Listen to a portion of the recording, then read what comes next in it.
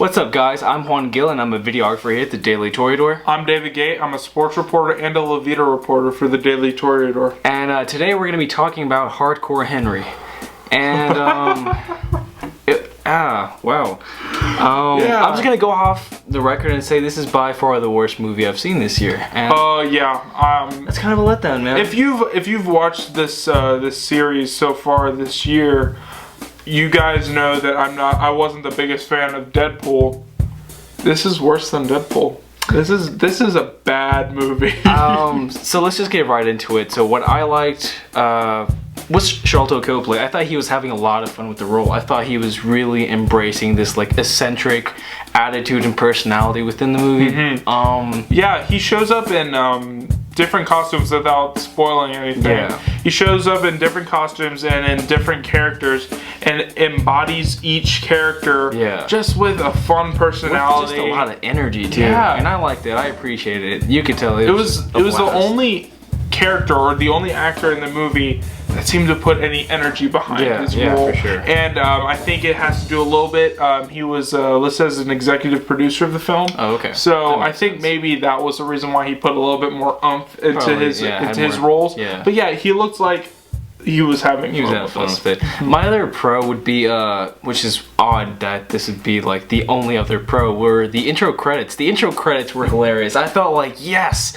Kind of reminded me of the Deadpool intro credits, just the way it was shot and the way the text came in. It kind of gave, because they were the opening credits, it gave hope to the movie. Yeah, it gave me a lot of hope. I was laughing. Yeah. And I was just enjoying it. It gave hope that the actual movie was gonna take itself like the opening credits, like a humorous type of spin on the movie, seeing people, bullets going into people and, you know, different knives going into necks and stuff. Yeah, it was cool. It was fun, as grotesque as that may be. But man, I didn't like this movie. I did not like this movie. A lot of this video is going to be spent on the bad things of this film. Yeah. So what I didn't like really was I couldn't have fun with this movie because I was so confused as an audience member. I wasn't given any sort of context or information about the situation, the characters, or what's the motive even. I checked my watch, it was like 40 to 45 minutes into the film, and the movie's an hour and 36 minutes. Yeah, and the plot doesn't start until the middle. Yeah, and that's weird. Like, up until then, you just have a bunch of different occurrences of action. Like, we're here at this location, action happens, okay, that's over with. Maybe have like 2 minutes of dialogue to introduce some exposition. Something happens, we're in a new location. Maybe that same pattern happens up until we get to that middle point. The film hooks you. The film hooks you with the sense, oh, this movie's gonna be POV, it's gonna be a lot of blood, a lot of violence. It hooks you with that, but it's really not much more than that. It's not, and honestly, I don't think it was fully executed the way that I think would have been the best way you could have executed this POV gimmick, and that's what it is, honestly. They fooled me. It was a POV gimmick, and I fell for it. I liked the trailer, and I liked the soundtrack they used, but no, I hated it. I didn't like it. I hated the POV. I absolutely hated it. I didn't hate it, but I thought it honestly could have been executed a lot better. As a person who doesn't play first-person shooter video games, I'm not a big fan of just the POV style in general. There were points in the film, if you're afraid of heights, there were points in the film where I had to look away, because just the heights get to me a lot. I actually didn't get that dizzy or nauseated. I got a headache from just all the shakiness of the camera. It's not my cup of tea. And you probably got a headache because you were frustrated with it too, because I got a headache because of that. And lastly, just not to hate on this movie all the way, one thing that I will say though was I really hated the villain. I don't say that often, but I did not like this villain one bit. So when he's introduced in the first, 15 minutes of the movie, he just walks in during one of the first scenes of the movie.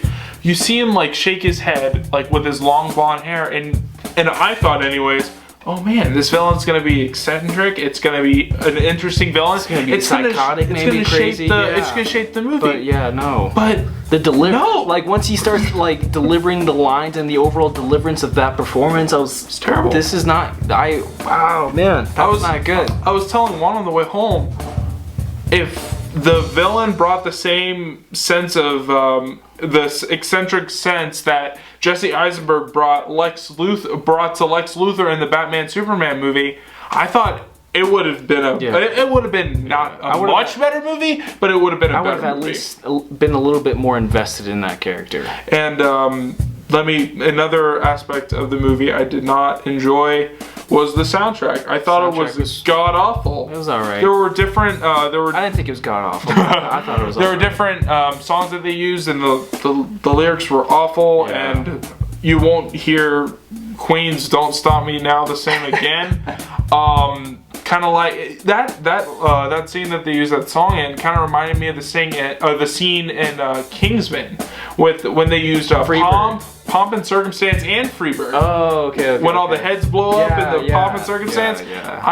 When I was at graduation, I heard that song and was thinking about that scene all the time.